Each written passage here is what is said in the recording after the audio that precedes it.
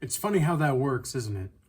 When you start to rise, they all of a sudden want to come back. Oh, remember me? Remember me? I was your friend, that one time when we did blah, blah, blah, blah. No, you weren't. When we needed help, you were nowhere to be found. When we needed someone to be there to encourage us, because we didn't really need someone to be there, but it would have been nice. It would have been nice to have someone there to support and encourage and to just let you know that you're not alone, because sometimes that's just the human experience, right? In this plane of consciousness, sometimes it's just the human experience to feel like not being alone is going to be the thing that catapults you into a new timeline and that orients you from a place of love more in your heart center rather than being bitter and being detached from your own emotional resonance to the totality of life. You see, when you start to rise and you start to do well, because you've made the decision, it was up to you. When you were down in the dumps, all that you had to decide was to keep going. You didn't quit, you didn't give up.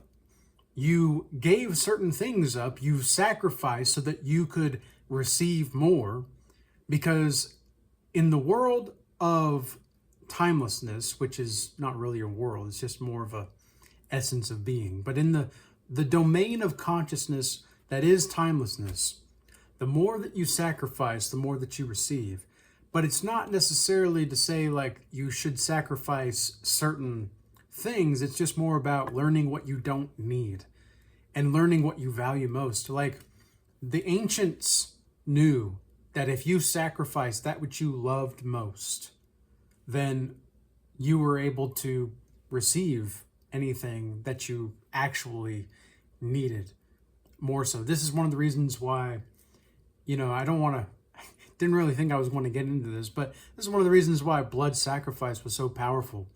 I don't concur with that. I'm not saying you should do that. I'm just saying that it's just simply the case that in this plane of consciousness, that's how it works. That's why certain, false flags happen. It's why certain governments want you to see certain things or want you to experience certain things. Why do you think in the spirit of the time, the case where the woman who strangled her children, the 3 children, why do you think all of a sudden it's being propagandized as this amazing feat of a woman who just had enough with the healthcare system and all that? Oh, well, killing your kids is justified now. No, it's not justified. But nonetheless, they want you to believe certain things because they need your narrative structure to be in a certain way so that if you start to rise, it's going to be easier to put you down. But here's the thing, right? I get it, but I don't get a lot of individuals. Here's the thing, right? To the rich, I'm an outlaw. To the poor, I'm genuine and sometimes generous. To the people, I'm an inspiration. Yet to the individual, I am the godlike mastery education as it is. Because that's what I aim to embody as the Regal Shamanic alchemist with a full sack. That's who I aim to embody. Because I've often thought about who exactly is it that I want to, now that I know that there's nobody here, right? Now that I know in my ascension, in my turning the lead into gold and going through all the calcination, the sublimation, all the way up to, the actual process and just fulfilling the process of turning lead into gold. Now that I've risen to the point in which I know there's nowhere to rise, what now? What we just got to choose to play the game however we want because we're here now. And that's basically what I have chosen to do. And so I choose to be the Regal Shamanic Alchemist with the full sack. I'm not going to let myself, I refuse to decrease my momentum. Because here's the thing. Here's what I've realized recently.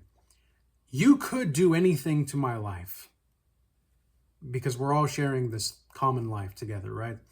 However, if in my being, I was going to say my mind, but once you get to the point to where you you're sane enough to have a mind, you realize that having a mind is actually insane. To think that you have a mind is insane because you're the one thinking. It's not even you. Like, there's just the thought of thinking that you have a mind. You know, where did the thought of the mind come from? Right? That's a question that you can ask for yourself. But, you know, this is something that I think that a lot of people are not necessarily ready for. But I speak to those who are ready for it, and I confuse people who are not ready for it. You know, that's why, you know, these multiple planes of consciousness is how we actually must operate. We have to recognize, because sometimes people will be like, well, but you said this, and now you're saying that. It's like, well, that's not a contradiction. It's kind of like, I'm not comparing myself to scriptures like the Bible or the Bhagavad Gita or anything, but in the Bhagavad Gita and the Bible, it seemingly contradicts itself, but it's a matter of what plane of consciousness you're on and the context of the situation. So not only do you have the context of the situation you have to deal with, you also have to look at the confines of the perception of the narrative structure in the plane of consciousness that you're examining. So the more that you rise, the more you realize that life is kind of like always falling, right? You're actually always falling. There's nowhere to fall to anyway, right? So there's nowhere to go. You're just always kind of floating. And this is something that I'm paraphrasing a bit from Ram Dass, who talked about how enlightenment is more about letting go enough to realize that you're always falling, but there's no ground. So you're always falling, but there's no ground. Like somebody mentioned in a comment recently, it's like, oh, the rabbit hole just continues on. It's like, there is no rabbit hole, man. There is no rabbit hole. It's all just a show. But don't let that drive you into psychosis or schizophrenia or anything like that. Just recognize, okay, well, how do I be more in touch with the earth element then? Because the 4 elements in alchemy, there's 2 elements that are masculine and 2 elements that are more feminine. The 2 elements that are more masculine are the fire and the air element. The feminine elements are more of the earth and the water. So this actually co-aligns with why the sexuality of a woman is drawn to the heavenliness, the fire or the air aspect of a man, whereas the sexuality of a man, the sexuality of a woman is drawn to, the masculine elements. The sexuality of the man is drawn to the feminine elements in a woman, so the water and the earth. This is why women are actually not meant to be as beautiful as men at their max virility or fertility. At their max virility and fertility, men are more beautiful objectively across species. This is just a fact. A lot of women will not like to hear that, but that's just what it is. And so we have to see and ask ourselves, well, maybe not even ask ourselves, but allow ourselves to open up to the possibility that we are rising for a reason. And we are here for a reason. We may not know what that reason is. We may not know why we're, experiencing the reason. But if we have the will to just continue forth, to just keep going. I know that sounds cliche, but look, the government is taking your land, is basically robbing you of your time, your energy, and your resources through multitudes. Like, the measurement of oppression is not even palpable in the spirit of the time for any race, any gender, whatever the case. Like the oppression is immeasurable. The education system is robbing you of your own critical faculties. The healthcare system is robbing you of your own dignity and integrity. The politicians, the government, the religionists are trying to rob your own heart. They're trying to rob your ability to have compassion. The religionists are trying to steal your narrative structure that you can project into the symbolic narrative field. They're trying to steal your individuality. Now, I know in the West we value individuality more so than in other regions of the world, but I want to bridge the gap between the West and the East.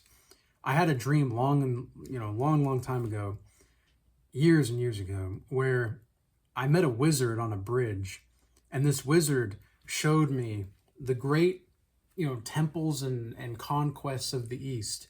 And then he showed me, the great conquests and temples of the West. And then he showed me the bridge. And telepathically, it was as if he was communicating to me that I am meant to bridge those two, because there's more to us than just this, day-to-day life that is seemingly meaningless, and yet at the same time there's not more to life than this. And so we get to create the meaning. The meaning is what we create it to be. So we can either continue forth and rise and have these people who wish they treated us better come back and be like, yep, sayonara, sayonara, biatch. Like, there's no way I'm letting you come back into my life. Are you kidding me? The hell that we had to go through, we went to hell and back. There's that line in Lil Wayne and Eminem's song where he's like, yeah, I've been to hell and back. I can show you vouchers. Like, that's how we feel. We can show you the vouchers of our hell and back experience. And now we're in timelessness. So, with that being said, apply to the Godlike Mastery offer or join the Regal Academy. Peace be with you. Be blessed. Until next time.